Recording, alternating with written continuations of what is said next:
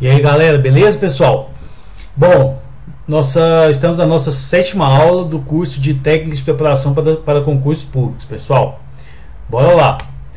Bom, na aula passada eu havia comentado sobre como fazer o planejamento na prática, pessoal, como estudar através da metodologia que eu havia passado para vocês.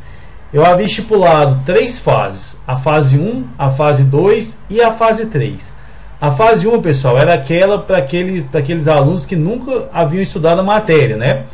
Ou seja, você faria uma primeira leitura sem a produção de resumos, com a parte somente de leitura e de olhar os exercícios ao final de cada capítulo, mas sem produzir resumos. Já a fase 2, pessoal, era aquela fase para aqueles alunos que haviam terminado a fase 1 ou para aqueles que já tinham um conhecimento prévio sobre a matéria, já tinham visto a matéria anteriormente, já tinham conhecimento nela, né? Então, você já poderia fazer o estudo através da leitura, a produção de resumos, o estudo dos exercícios ao final de cada capítulo e após a revisão do capítulo anterior e o capítulo atual. Essa era a fase 2. Bom, pessoal, passando por essas duas fases, a gente vai chegar finalmente na fase 3, que é aí onde o negócio fica bom. A fase 3 é aquela fase que você vê o estudo render, você vê o seu conhecimento ser testado, e é onde o estudo fica legal, fica interessante, e é a fase que vai fazer você ser aprovado, tá? Como que funciona a fase 3, pessoal? Ela pode ser dividida 25% do tempo revisão dos resumos que você fez, 50%, porque aqui está numa sequência 25, 25, 50, pessoal, mas é interessante você fazer a leitura, a revisão, né, no 25% do tempo, os exercícios em 50% do tempo e o estudo das leis das jurisprudências em mais 25% do tempo. Como que faz então? Vamos supor que a gente determinou 60 minutos de estudo para uma matéria, tá? 1 hora. Você vai pegar 15 minutos, então você vai começar o planejamento. Vamos supor que você esteja estudando direito administrativo. Você vai pegar o seu planejamento, estudar 15 minutos, através da revisão dos resumos que você já elaborou, tá? Vamos supor que em 15 minutos você consiga estudar os capítulos 1 e 2 do seu resumo. Beleza? Estudou os capítulos 1 e 2, parou. No próximo horário marcado para a matéria, você vai ler o 3 e o 4 e assim por diante, sempre refazendo esse ciclo, tá? Continuamente até a data da sua prova. Beleza, terminou os 15 minutos, você vai passar por agora para os exercícios, tá? Porque eu não acho interessante você já ler lei de jurisprudência, porque vai ficar um pouco maçante demais o seu estudo, né? Então, termine os 15 minutos. E isso, pessoal, se você estuda 1 hora, né? 15 minutos eu estou colocando para revisão, se você tem um tempo programado de 1 hora para aquela matéria. Se você tem a programação de 2 horas para a matéria, por exemplo, você vai dar 30 minutos de revisão, tá? Beleza, terminou, vai fazer metade do tempo destinado para a matéria através de estudo dos exercícios, tá? No caso, pessoal, eu indico sites de exercícios.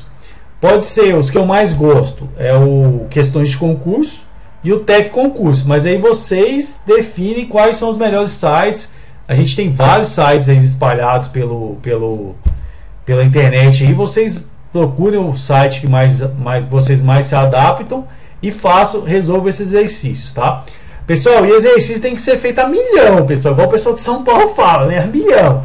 Mas pessoal, exercícios todos que você conseguir, de preferência da mesma banca, tá?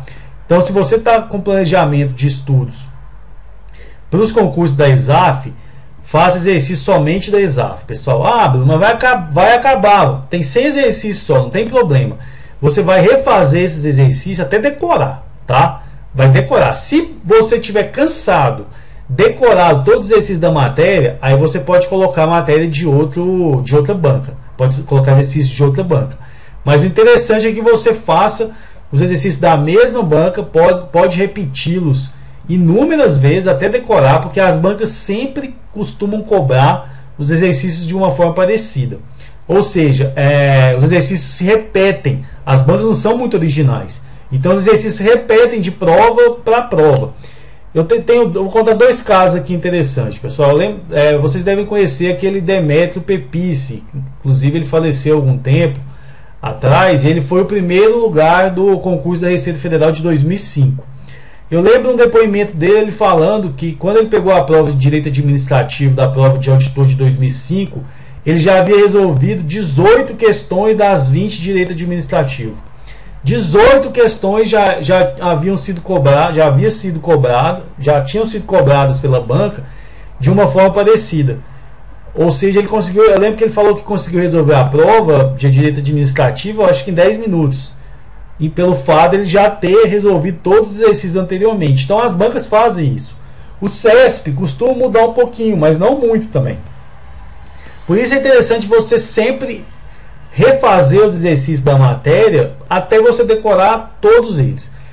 Outro exemplo que eu posso dar, pessoal, eu fiz o concurso de consultor legislativo da Câmara dos Deputados, esse último, e eu optei por prestar para a área de direito agrário e direito ambiental, porque eu achei que ia dar menos concorrência, etc. Não vem ao caso, mas eu optei por essa área. E como eu estava totalmente sem tempo de estudar, pessoal, eu estabeleci um planejamento utilizando as fases 1, 2 e 3, focando muito na matéria de direito agrário e ambiental, que eram as matérias que cairiam como foco principal desse concurso. Dei uma estudada também bem de leve em português, que eu já tinha conhecimento, direito administrativo, constitucional e regimento interno. Mas o grande foco mesmo, a estratégia, foram essas duas matérias. Durante 3 ou 4 meses, 3 horas por dia, pessoal. Eu consegui ficar em 9º lugar na prova objetiva, porque a banca repetiu muitas questões que eu havia resolvido umas 15 ou 20 vezes, entendeu?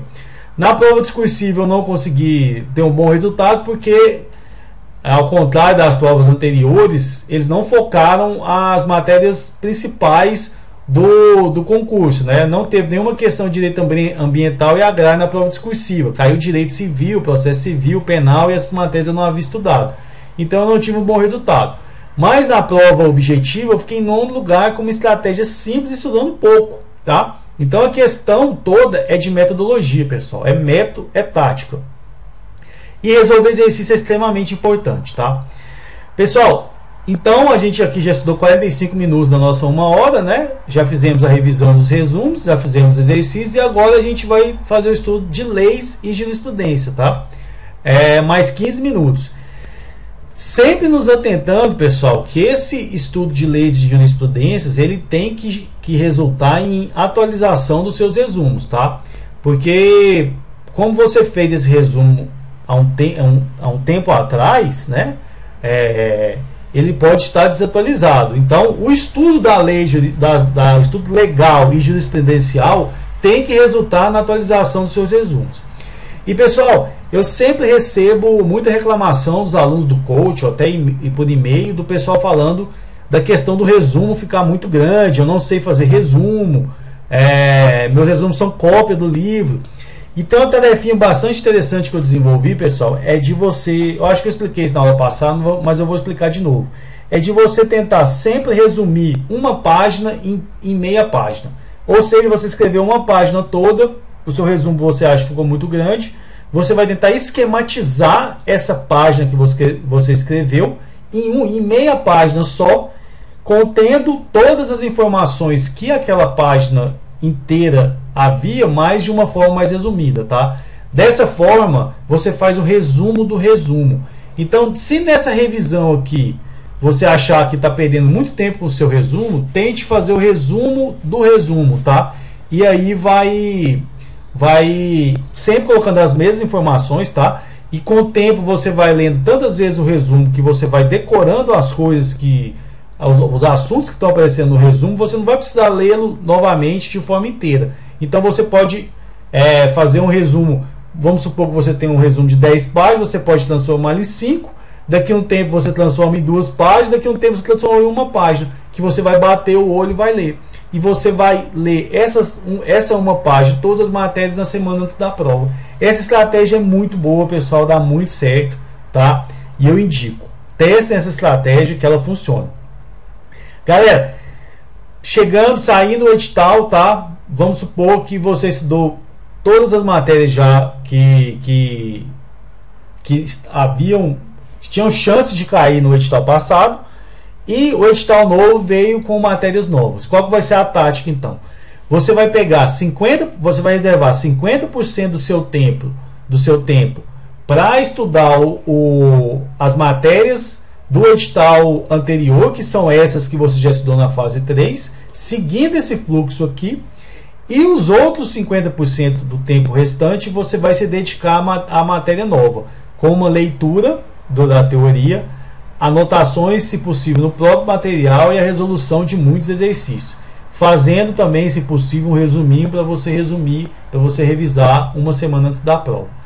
Desse jeito, pessoal, a nossa meta aqui nas matérias anteriores é mais ou menos 80% dos acertos dos exercícios. E nas matérias de 80 a 90, né? E nas matérias novas de 60% em média. Fazendo a média de acerto das matérias de antes do edital com as matérias do pós-edital, a aprovação é quase certa, pessoal. Então testem esse método, teste esse estudo de fase 1, 2 e 3. Não pulem fases, pessoal.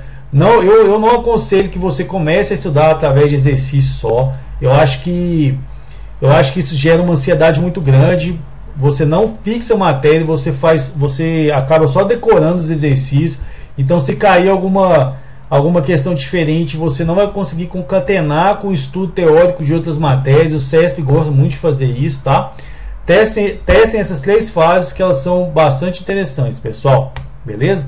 Galerinha, vou botar um vídeo aqui para vocês, tá? Um vídeo bem interessante, serve de motivação, de metodologia, planejamento. E após o vídeo eu vou explicar principalmente a mensagem que esse vídeo vai passar para vocês. Beleza, galera?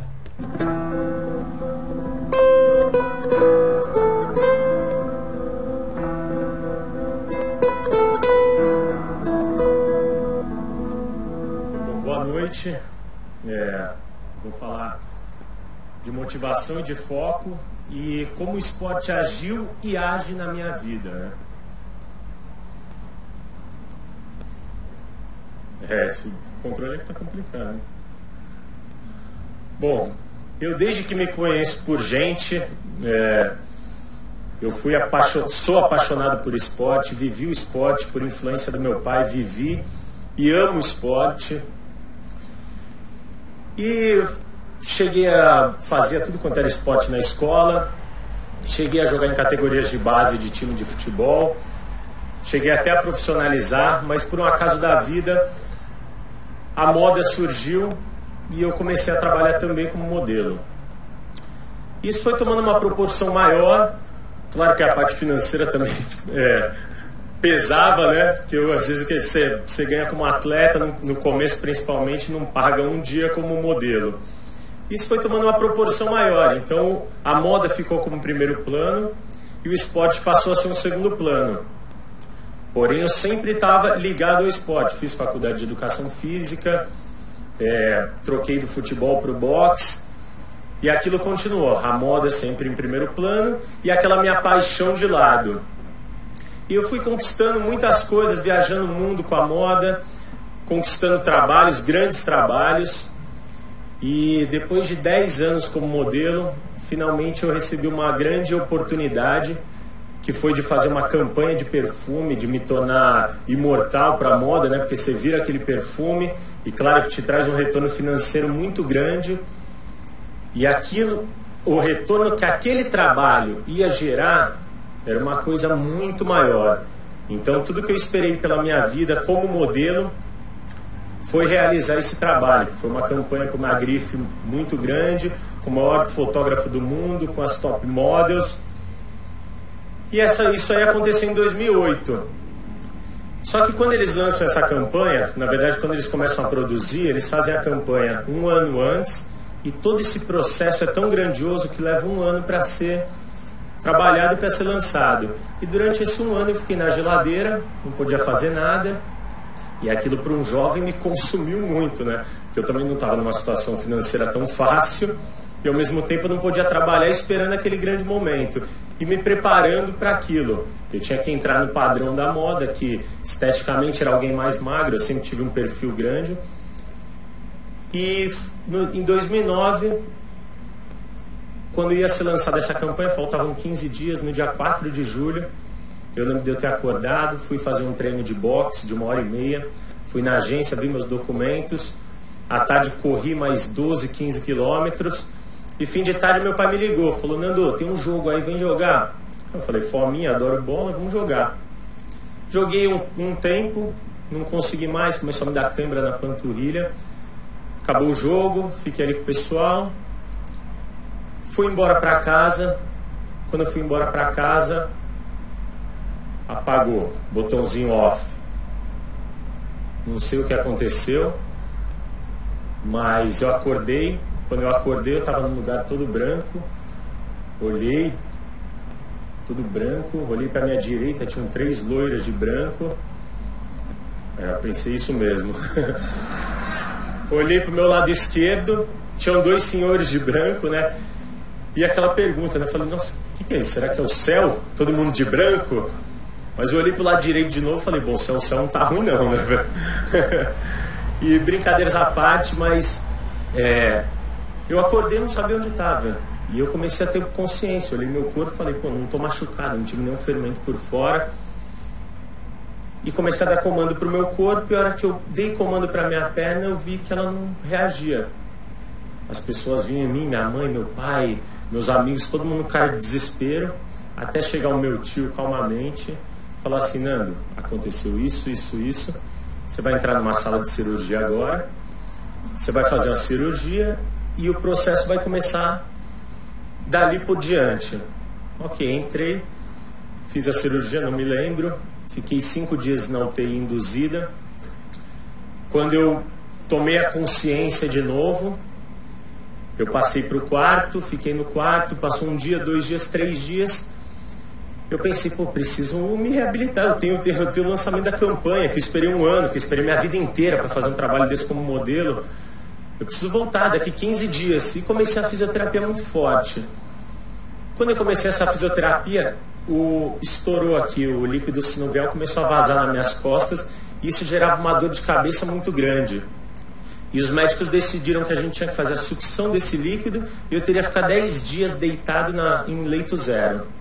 Esses 10 dias foram os piores 10 dias da minha vida, porque eu caí na real do que aconteceu, vi que o trabalho não poderia mais ter, ia ser um processo muito longo, e eu me perguntei, eu falei: pô, eu sou modelo e atleta, e agora? Minhas pernas não funcionam, o que eu vou fazer da minha vida?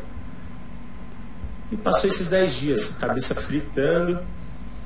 Quando passou esses 10 dias, o médico falou para mim, falou: Fernando, você já pode voltar com a atividade, vai um pouco mais moderado. Ok. Comecei a fazer um trabalho de fisioterapia, fiquei 1 mês no hospital, 2º mês eu fui para minha casa, e 3º mês eu fui para Brasília, no SARA, Hospital de Reabilitação SARA.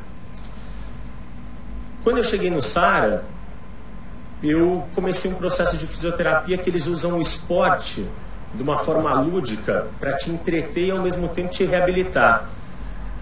E eu comecei aquele trabalho. Comecei a fazer fisioterapia, musculação, caminhada com a cadeira, né? Tinha uma cadeira, eu falei: agora eu tenho que mexer com minha mão, é minha perna. Eu comecei a andar 500 metros, na outra semana 1.000, na outra semana 1.500. Quando chegou no 3º para o 4º mês, que eu já tinha andado com a cadeira 2, 3 quilômetros, eu não sei por que vi na minha cabeça Corrida de São Silvestre. Isso era setembro. Coloquei na minha cabeça e comecei a fazer essas caminhadas, foram aumentando. Do SARA Centro eu fui para o Lago Norte.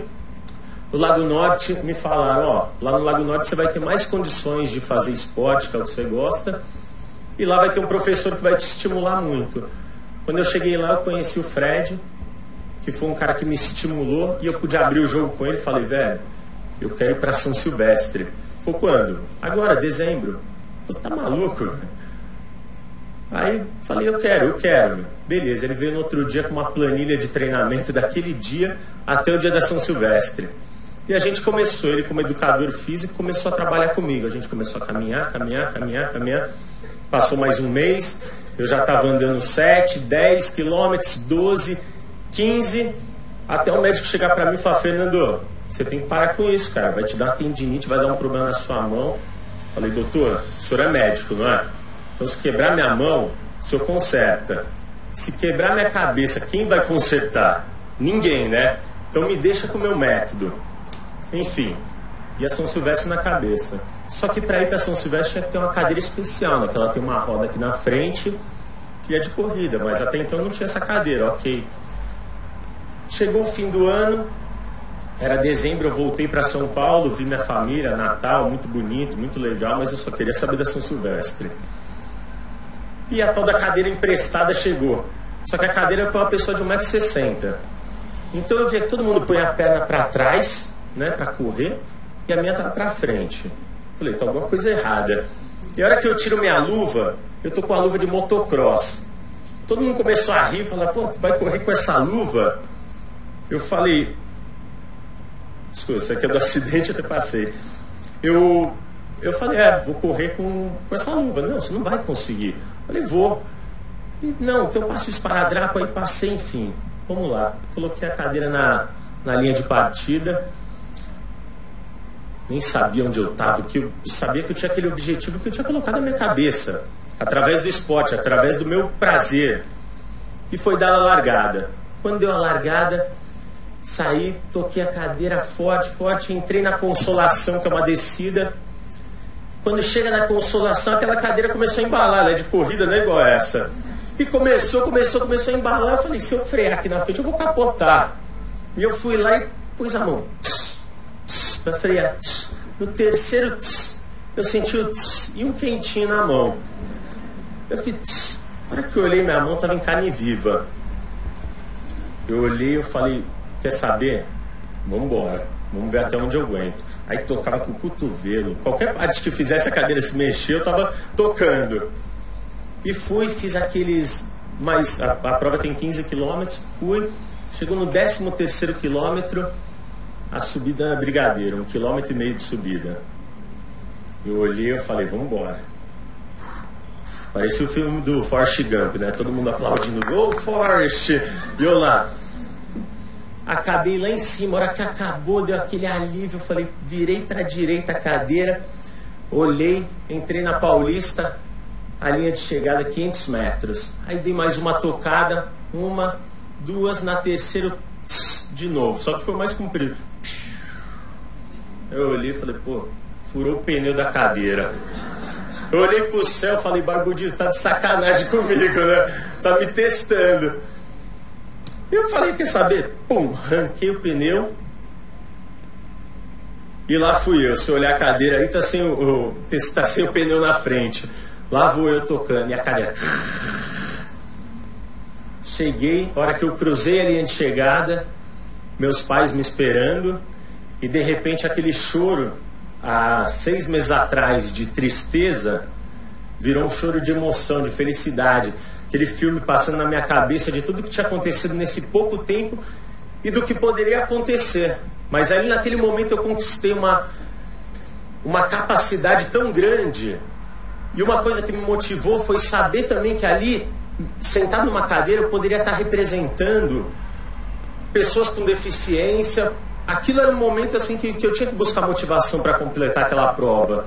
E quando eu completei, aquilo me trouxe aquela sensação de capacidade, de saber que eu poderia fazer alguma coisa independente do obstáculo que foi colocado, e mais aqueles obstáculos que foram colocados no meio da prova, né?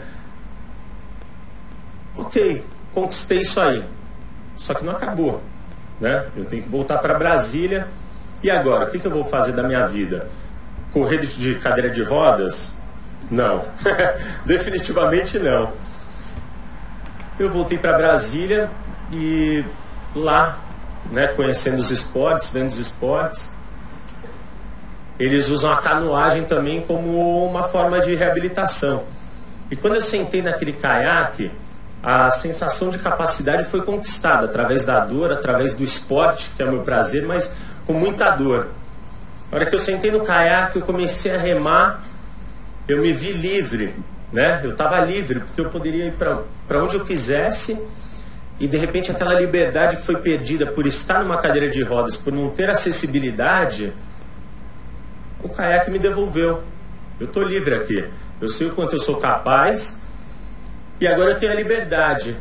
E parece que aquele momento no caiaque foi um cutucãozinho de Deus, de novo, falando assim: meu filho, vai lá, isso aí é pra você, a canoagem. Você não gosta de esporte, você não ama esporte? Então pega, vai viver disso aí. E comecei a dar valor pra a canoagem, né?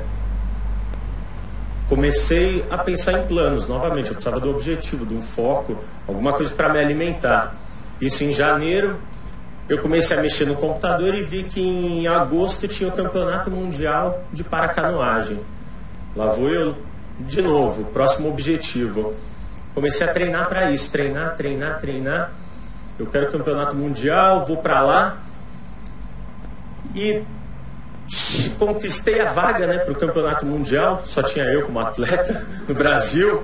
Até então ninguém numa cadeira de rodas tinha sentado num caiaque para remar, que é muito difícil e não é um esporte tão conhecido. Porém, quando eu cheguei lá, encontrei a estrutura de 5 mil pessoas, 5 a 10 mil pessoas na arquibancada. Era um Maracanã da canoagem. E, pô, chegou um brasileiro lá, eu alinhei meu caiaque, sentei. Dado a largada, são 200 metros, né, uma prova de velocidade. A hora que deu a largada, remei, força. Cruzei a linha de chegada, olhei para a esquerda, ninguém. Olhei para a direita, ninguém. Me tornei o primeiro campeão mundial da história da canoagem a conquistar uma medalha de ouro em mundiais na canoagem do Brasil, coisa que nem eu sabia. Mas aquilo me deu assim, um prazer muito maior, que não foi da medalha de ouro em si. Foi de ter conquistado, né, alguma coisa que eu coloquei na minha mente, coloquei como foco. Eu conquistei aquilo. E diferente daquela vez que foi pela dor, eu consegui conquistar pelo prazer. Claro que o dia a dia de um atleta, de alguém que se propõe a fazer esporte intensamente, é dolorido.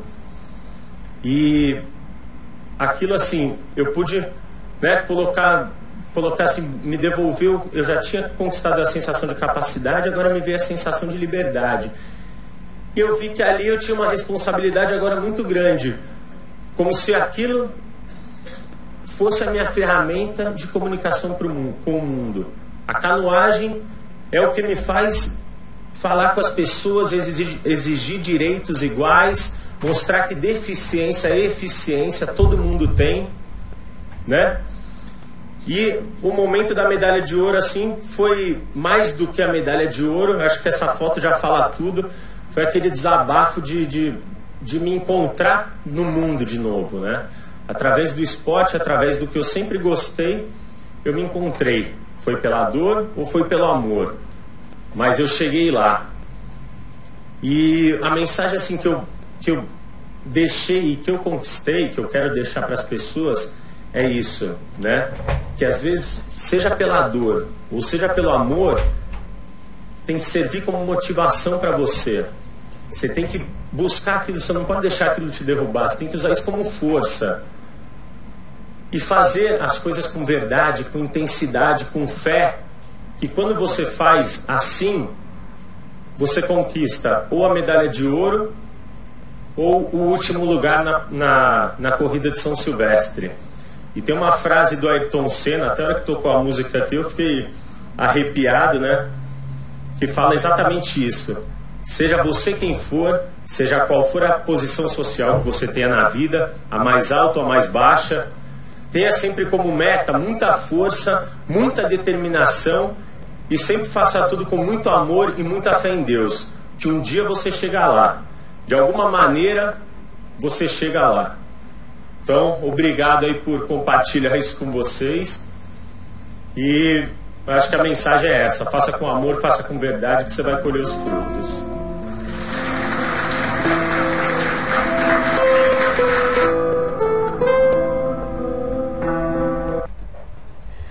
Galera, esse vídeo, eu acho esse vídeo muito legal, sabe? Porque ele faz um paralelo muito interessante em uma pessoa que viveu, foi do céu ao inferno em 10 minutos, né, pessoal? O cara tava com tudo Assim como ele fala no vídeo, ele estava fazendo uma campanha para uma grande empresa de perfume aí, o cara ia ficar milionário, ia ganhar muito dinheiro, e de repente, por um acaso da vida, ele sofreu um acidente que ele no qual teve que refez toda a vida dele, né? A grande parte das pessoas entrariam em uma depressão profunda e nunca mais sairiam dessa situação e ficariam lamentando da vida o resto da vida. E esse rapaz não. Isso também serve para provar, pessoal, que sempre existem pessoas em situações piores do que a nossa. Então, tente não reclamar da sua vida, sabe? Tente fazer o que tem que ser feito.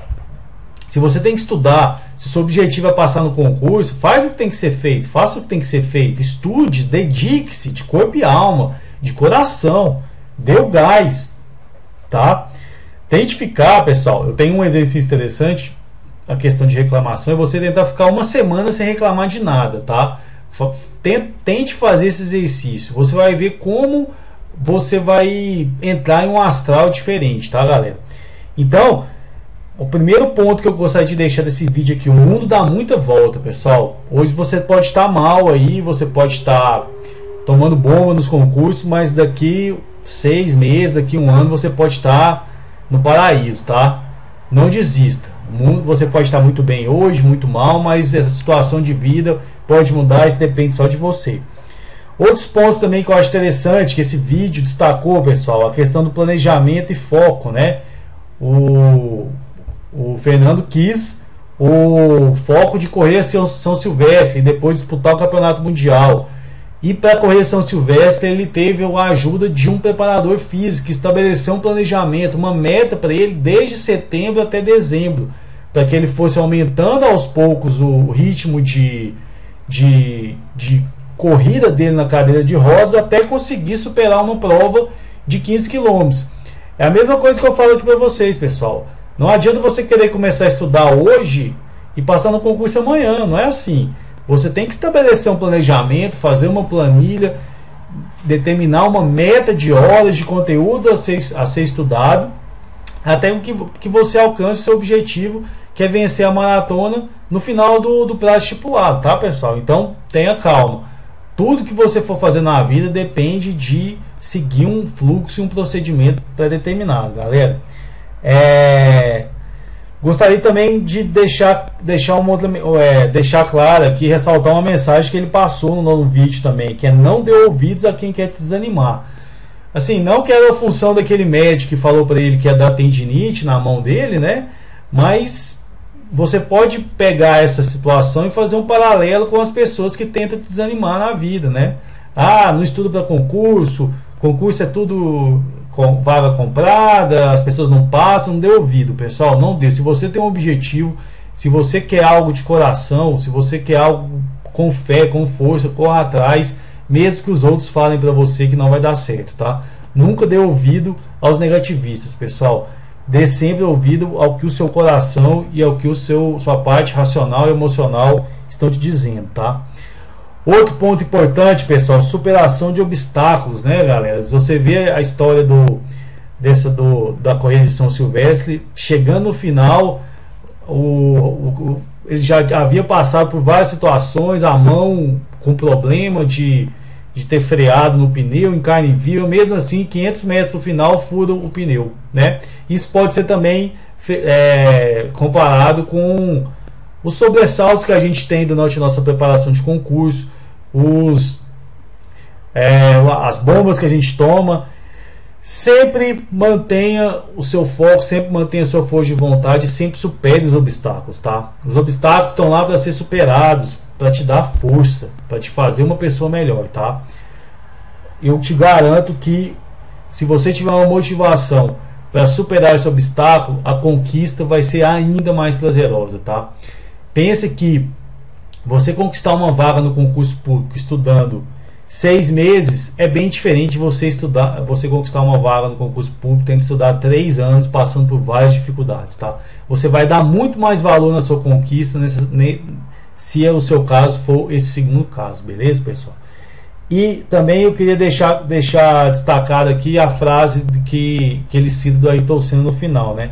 Se você se dedicar, pessoal, de coração, meu amigo, de alguma maneira você chega lá, tá? Você vai sofrer percalços, você não vai entender na hora os desafios pelo qual você passou, mas tenha certeza que se você não desistir, você vai chegar lá. E agora, pessoal, eu gostaria de deixar uma frase minha aqui, que eu sempre gosto de dizer: quando você tem prazer em fazer o que você está fazendo, tudo fica mais fácil.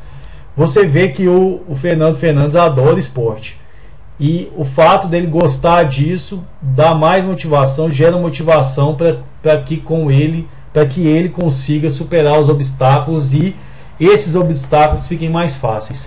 Então, pessoal, estude com prazer, tá? Eu sei que é difícil, eu sei que é complicado, mas tente achar prazer em estudar. Se dê pequenas recompensas, se dê períodos de intervalos para exercício físico, para prática de atividades prazerosas, tá? E faça com que isso torne o seu estudo mais prazeroso, beleza, galera? Então, esse vídeo eu achei bem legal aí de ter passado para vocês, e fiquem com essas mensagens. Galera, agora a gente terminou aqui todo o planejamento, né? Toda a questão de definição de foco, definição de bibliografia, definição de metodologia de estudos, definição de fase a ser executada dos estudos. Agora a gente vai começar com alguns pontos importantes que eu acho importantes para a execução do nosso planejamento, tá? Um ponto importante aqui, um dos primeiros, técnicas discursivas, pessoal. Hoje em dia, discursiva é essencial para concurso público, tá? Quase todos os concursos de ponta cobram as questões discursivas. Então você tem que saber escrever, tá? Você vai ter que saber escrever também depois, durante o seu trabalho. E não é fácil. As discursivas elas costumam indicar quem entra e quem sai das vagas, tá? A questão também dos recursos pós-discursivos, tiram pessoas das vagas, colocam pessoas nas vagas. Então tem que ser dado extrema e máxima atenção às discursivas.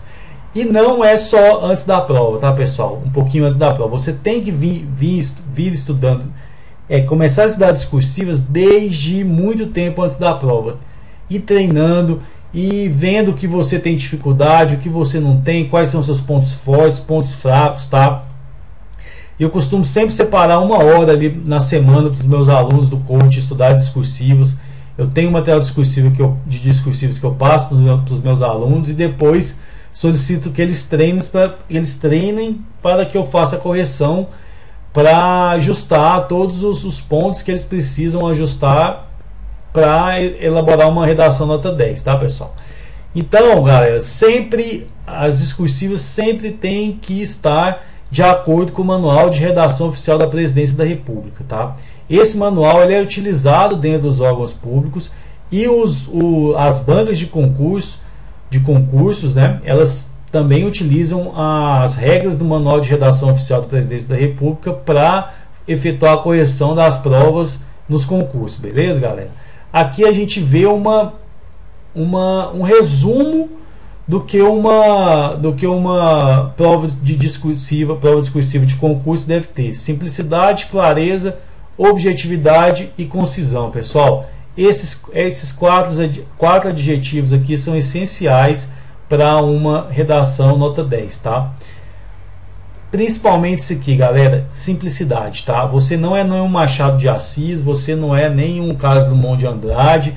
Você é um estudante para concurso, tem que escrever aquilo que a banca está pedindo, tá? De forma simples, objetiva, períodos e parágrafos curtos, sem inventar, sem florear, sem chavões.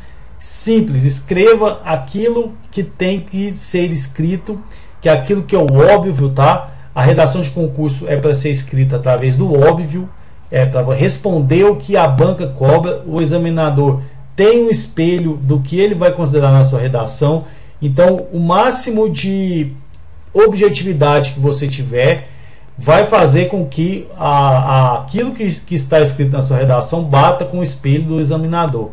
Consequentemente, sua nota vai sempre ficar mais alta. Beleza, galera? Bom, então vamos começar aqui com as técnicas de discursivas, pessoal. O ato de redigir, pessoal, passa necessariamente por algumas etapas. Planejamento, galera. Há necessidade de planejar bem aquilo que será redigido, tá? E essa é a discussão do plano redacional e do levantamento de ideias. Bom, você viu uma discursiva ali na prova, galera. Você não vai chegar a começar a escrever na doida, né? Não tem jeito. Você vai ter que formular um planejamento na sua cabeça daquilo que será escrito. Como que você faz isso? Através de um brainstorming, tá? De um acúmulo de ideias. Pode escrever no papel as principais ideias que você tiver sobre o assunto, as principais informações que você tiver sobre o assunto, para que você comece a escrever de uma forma planejada, de uma forma sequenciada, tá, galera? Beleza, fez esse planejamento, agora a gente passa aqui para o segundo ponto, que é colocando em prática. Galera, eu sei que muita gente fala que a gente não tem tempo de fazer um rascunho, o rascunho é besteira. Eu particularmente acho muito interessante você reservar um tempo de sua prova para fazer o rascunho, porque o nosso primeiro texto nunca é o melhor texto que a gente escreve, tá?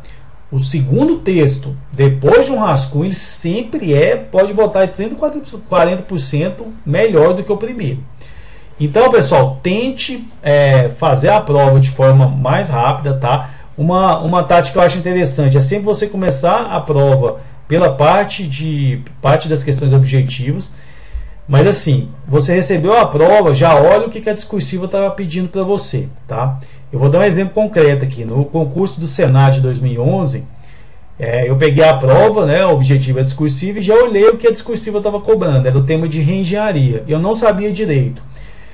Só que eu olhei, comecei a pensar, né, sobre o tema durante a execução da prova, e no meio da prova, na parte de administração geral, tinha o conceito de reengenharia do jeitinho que a banca estava pedindo.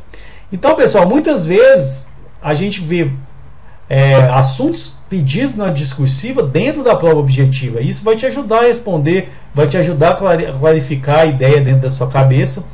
Então, deixa a discursiva para o final, tá? Reserve um tempo para ela, um tempo interessante, que te traga a possibilidade de fazer um rascunho para você poder passar o texto depois do rascunho de uma forma melhorada, tá? Isso eu acho bastante importante. Pessoal, então beleza, você foi lá, fez o rascunho, tá? O rascunho pode ser feito de uma forma mais ousada, atrevida aqui, sem medo de errar, e ele funciona como um brainstorm de ideias, assim como planejamento. Beleza, fez o rascunho, terminou, vai ler o que você escreveu, tá? Como o rascunho ele foi feito de uma forma mais solta, mais desconforme, ele vai ser essencial para você concatenar as ideias finalmente, né? Verificar se o texto está fazendo sentido e rever os erros cometidos ou eventual falta de clareza. Se você escrever o texto direto sem fazer rascunho, não tem como você refazer isso. Você vai ter que escrever o texto na primeira vez de uma forma perfeita. Tem gente que consegue? Tem. Eu não indico. Eu indico que você faça esse rascunho antes, tá? Para que você possa melhorar na hora de jogar para o texto para a prova oficial, tá, galera? Bom, finalmente, reestruturação do texto e passagem para o caderno definitivo. A última etapa é a correção dos erros verificados na leitura revisional e cópia com as devidas correções efetuadas para o caderno de texto definitivo. Beleza, redação excelente aí, garanto que você vai ter uma nota 10. Beleza, meu amigo? Bom, galera, a gente já está aí com, pelas minhas contas aqui, 45 minutos de vídeo quase. Hoje eu quis deixar esse videozinho aí do motivacional, né? Eu acho interessante a gente sempre assistir vídeos motivacionais, que isso gera um efeito positivo na gente. Então, na próxima aula, galera, na aula 8, eu continuo falando sobre as técnicas discursivas, como escrever uma boa redação, tá? E a gente vai dando sequência ao nosso curso, beleza? Abração para vocês, pessoal. Bem para vocês, né? Bem goiano mesmo, galera. Mas fica aí o recado para vocês acompanharem a aula 8, tá certo? Abração, até mais, galera.